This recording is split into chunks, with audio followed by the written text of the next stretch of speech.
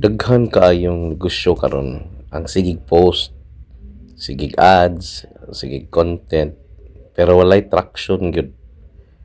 Karon ang pangutana, kung offline pa lang, walay kaila sa imong negosyo, ngano man mo care in town ang online?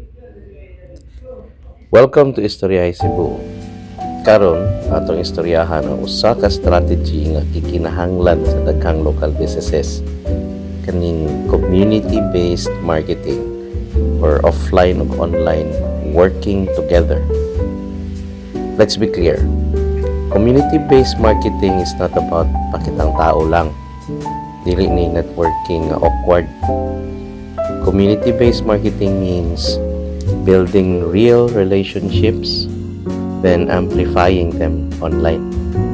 So sa local business, dako kaayo ni impact kay unsa man usually mahitabo. Mo-post ka sa online, sa Facebook, then ang mo like kaila ra nimo, pamilya ra nimo, relatives, or random people nga dili customer. Pero kung naa kay offline community, lahi ang effect yun, lahi yun kayo.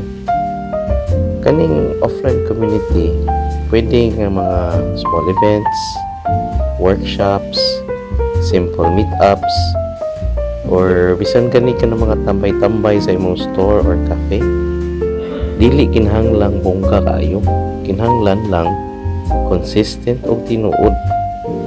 Example ha, kung cafe owner ka ba, pwede ka mag-host og kanang freelancers night, small business kwentuhan ng istorya lang, student study sessions, pwede pa ganabutangan mo mga discounts.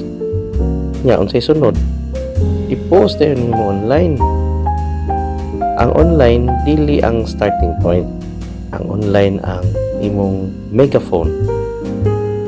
Ang event mahitabo offline, ang trust mabuo offline, ang relasyon matukod offline, then ang online mo document, mo share, mo spread sa story.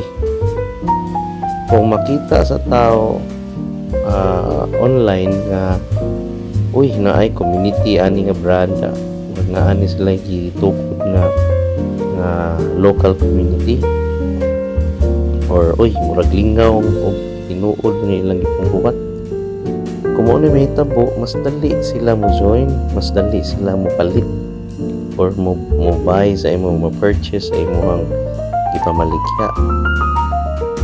Let's be honest, kung wala kay community offline, lisod kaayo mag-build og loyal audience online. Likes dili community, followers dili community, people who show up maunay community. Kung ganahan ka mo start, ayaw komplika ha. Start with 5 to 10 people once a month, simple conversation lang good. Ang importante, na interaction, dili lang transaction. So before we end, remember this: ads bring attention, content brings interest, community brings loyalty. Kung local business owner ka nga naglisod sa growth, basin dili nimo kinahanglan og more ads ha, basin kinahanglan nimo og mas lig-on nga community. This is Istoryahay Cebu. Negosyo, istorya, tinuod.